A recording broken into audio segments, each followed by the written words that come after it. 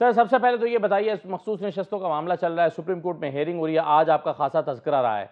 पहले तो ये बताइए कि जिस तरह से एक उम्मीदवार 4 नॉमिनेशन पेपर्स फाइल कर सकता है, आपने अपने इलेक्शन के लिए कितने नॉमिनेशन पेपर्स फाइल किए थे? जी बिस्मिल्लाहिर्रहमानिर्रहीम, बहुत शुक्रिया असद भाई। मैंने सर तीन सेट फाइल किए थे, 5 बेसिकली फाइल किए थे, लेकिन 2 नॉमिनेशन वो बंदे उठा लिए गए और 3 मेरे तजवीज़ और तायद को निंदगान उठा लिए गए। लेकिन फाइनली मैं बड़ी स्ट्रगल के बाद 3 पेपर सबमिट करवाने में कामयाब हुआ था। 2 पेपर्स मैंने विड्रॉ किए, एक पेपर उसके ऊपर मेरा SIC अलायंस विद PTI लिखा हुआ है जो कि सबमिट था। अब मैं असद भाई अगर आप इजाज़त दें 2 मिनट्स में ये सारी कन्फ्यूजन ख़त्म कर दूंगा, जिस वजह से मैं 4 दिन से सुप्रीम कोर्ट में खड़ा हुआ हूँ और मोहतरम चीफ जस्टिस साहब मेरी बात नहीं सुन रहे। सर सिचुएशन डेवलप होती है 13 एक तो नॉमिनेशन पेपर्स मेरे जमा हुए, स्क्रूटनी हुए, वो क्लियर हो गए बड़ी मुश्किल से। वो हम जानते हैं वो ऐसे ही था जैसे आपको दुश्मन मुल्क फतह कर रहे हैं अपने नॉमिनेशन पेपर्स एक्सेप्ट करवाना। मैं मफरूर हूँ 8 माह से और मुझे RO तक जाने की इजाज़त नहीं है at the time of submission my nomination papers, at the time of scrutiny of my nomination papers, और लास्टली जिस वक्त निशान अलॉट हो रहा है तमाम मीडिया ने वो रिकॉर्ड किया, उसके एविडेंसेस मौजूद हैं कि मेरे RO का ऑफिस क्वार्डन ऑफ था और उसको चारों तरफ से पुलिस ने घेरा हुआ था और किसी को दाखिल नहीं होने दे रहे थे। मेरे 2 लॉयर्स खुशकिस्मती से अंदर दाखिल हो गए। सबसे पहले जाके तो हमने, जब उन्होंने कहा जी कि सुप्रीम कोर्ट में हेयरिंग चल रही है आप थोड़ा वेट कर लें, हमने कहा जी ठीक है। इसी दौरान पार्टी हायरार्की ने फैसला किया कि हम तमाम लोग बल्लेबाज के, चूँकि उनका स्ट्रेचर भी हमारे इत्तेहादी का होगा तो पूरे पाकिस्तान में एक निशान लेने के लिए हम उसके ऊपर इलेक्शन लड़ेंगे। हमने कहा जी ठीक है। मैंने बल्लेबाज का वहाँ पर एफिडेविट और टिकट जमा करवा दिया वहाँ पर। अच्छा, जब वो जमा करवाया आधे घंटे बाद इलेक्शन कमीशन का एक नोटिफिकेशन जारी हो गया कि जिन भी उम्मीदवारान ने अपने नॉमिनेशन पेपर के ऊपर पाकिस्तान तहरीक इंसाफ लिखा हुआ है उन्हें किसी और पार्टी का निशान ना दिया जाए। RO ने कहा कि भाईजान अब आपका बल्लेबाज का निशान मिल सकता, टिकट उसने वापस कर दिया, टिकट हमने ले लिया सर। उसके बाद मैंने उनसे कहा कि आप हमारा SIC का टिकट एक्सेप्ट करें, अपने लॉयर से कहा। उन्होंने कहा सर इसमें लिखा हुआ है कि चूंकि आपके पेपर के ऊपर अलायंस विद PTI लिखा हुआ है तो हम आपका SIC का टिकट भी एक्सेप्ट नहीं करेंगे। ओके जी। अब इस दूसरी साइड पे केस चल रहा है। फिर हमने फाइनली ये किया, जब आखिरी मराहल आ गए तो एक दरख्वास्त लिखी जो कि रिकॉर्ड में मौजूद है, जो पेश भी की गई इलेक्शन कमीशन की तरफ से सुप्रीम कोर्ट में, जिसमें मैंने कहा कि बल्ले के केस की समाअत चल रही है, फैसला अगर आता है और बल्ला बहाल रहता है तो मुझे बल्ले का निशान दे दिया जाए, अगर बल्ला बहाल नहीं रहता तो मुझे शटलकॉक का निशान दे दिया जाए। अच्छा, इस बात के ऊपर इलेक्शन कमीशन के वकील ने 9 मरतबा झूठ बोला सुप्रीम कोर्ट ऑफ पाकिस्तान के फुल बेंच से। अच्छा, उन्होंने ये कहा कि शटलकॉक का निशान अवेलेबल नहीं था। असद साहब आप भी वहां पर खुद मौजूद थे जब इन्होंने कहा कि जी हामिद रजा को टावर का निशान दिया गया क्योंकि शटलकॉक का निशान मौजूद नहीं था। सर शटलकॉक का निशान मेरे RO ने मुझे अलॉट किया। अलॉट करने के बाद सुबह तहज्जुद के करीब 3 बजे के करीब मेरा शटल का निशान तब्दील करके उसे टावर कर दिया गया। मेरे नीचे तीनों MPs के निशान तब्दील करके एक का हुक्का कर दिया गया, एक का रैकेट कर दिया गया, एक का बैज कर दिया गया, एक का शटलकॉक रहने दिया गया। हम गए DRO के पास इस फैसले के खिलाफ। DRO ने हमारी दरखास्त को एंटरटेन करने से इनकार कर दिया, जो कि DC फैसलाबाद थे। उन्होंने कहा जी दफ्तर में साहब दफ्तर में नहीं बैठे, दाखिले की इजाज़त ही नहीं है। अच्छा, अब जब ये तमाम सूरत हाल डेवलप हो गई तो अब आप मुझे बताएं कि इसमें मेरा कसूर किस जगह पर है। अब आपका कसूर, इलेक्शन कमीशन एक नोटिफिकेशन में कहता है जी सर, आज इलेक्शन कमीशन ने मगर जो कहा है ना सुप्रीम कोर्ट में, उसने कहा है, जो इलेक्शन कमीशन के वकील हैं उन्होंने कहा है कि जी आप SIC के चेयरमैन थे, आप अपने आप को खुद पार्टी सर्टिफिकेट जारी कर सकते थे मगर आपने नहीं किया।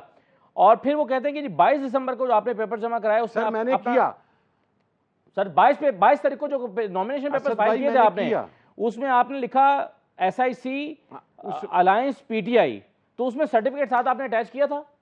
बिल्कुल सर, नहीं 22 तारीख को अटैच नहीं किया था। उसकी वजह यह है असद भाई के सर्टिफिकेट अटैच किया जाता है लास्ट डेट के बाद, 13 तारीख को जब पेपर्स आपके जमा होते हैं हाँ जी 13 तारीख। उसका तरीकाकार ये होता है, हर party last day last minute में करवाती है।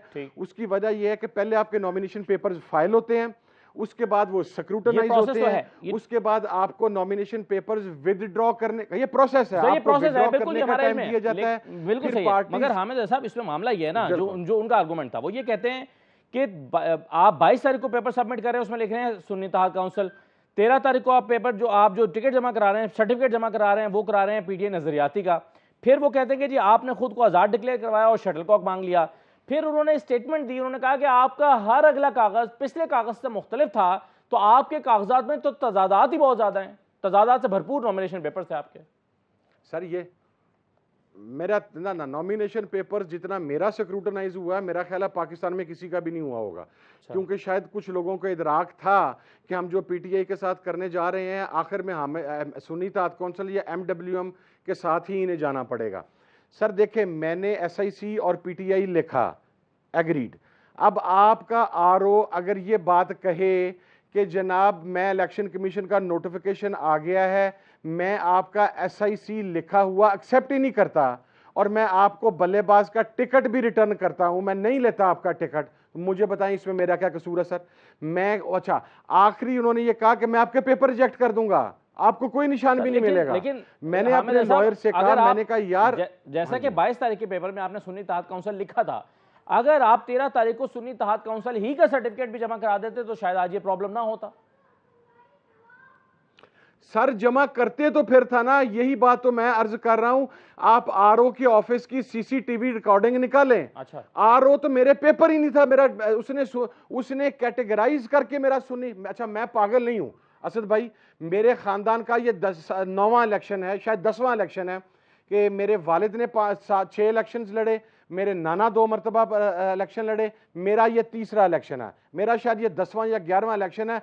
हम इतने को मखबूतुल हवास नहीं है कि हमें ये ना पता हो कि आपने नॉमिनेशन पेपर पे क्या लिखना है। और आज से पहले गुज़श्ता 10 इलेक्शन में एक मरतबा ये नहीं हुआ, मेरे 2018 के पेपर्स में ये नहीं हुआ, मेरे 2013 के नॉमिनेशन पेपर्स में ये नहीं हुआ जब मैं दूसरे नंबर पर था अपनी सीट के ऊपर नेशनल असेंबली के अंदर। मसला ये है कि मैं ये प्रॉब्लम से मेरा कैंडिडेट सर मेरा लॉयर जाता है जी, सर मेरा लॉयर जाता है, सबसे पहले तो मेरे लॉयर्स को मेरा सवाल ये नहीं है सर, आपके साथ जो कुछ हुआ वो बहुत सारे लोगों को पता है, टीवी पर उसका रिकॉर्ड फुटेजेस की शक्ल में मौजूद है। मेरा सवाल ये है कि जब आप एक आर्गुमेंट के तौर पे ये कह रहे हैं कि देखें जी मेरे तो नॉमिनेशन पेपर में सुन्नी इत्तेहाद काउंसिल अलायंस पीटीआई लिखा हुआ है, तो उसकी अहमियत उस रोज खत्म नहीं हो जाएगी जब उसका सर्टिफिकेट चले, whatever the reason is, आपने जमा कराने के लिए गए, जमा किया नहीं गया, आपके बंदों को उठा लिया गया, कुछ भी, लेकिन कोर्ट के सामने तो ये एविडेंस मौजूद है ना कि आपने नॉमिनेशन पेपर में सुन्नी इत्तेहाद काउंसिल लिखा लेकिन उसका सर्टिफिकेट मौजूद नहीं है, तो आपका आर्गुमेंट खत्म नहीं हो जाएगा। मेरा सवाल ये है सर, मैं अर्ज कर दूं सर, मुझे ये बताएं कि मेरे 2 वकील उठाए गए,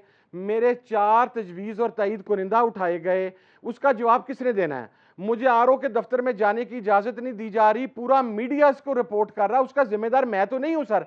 मेरा सुन्नी इत्तेहाद काउंसिल का टिकट और सुन्नी इत्तेहाद काउंसिल का मेरा एफिडेविट जमा ही नहीं कर रहा आरओ, वो ये कहता है कि आप, अच्छा एक और बात टेक्निकल मैं बताता हूं, यहीं से इलेक्शन कमीशन फंस जाएगा।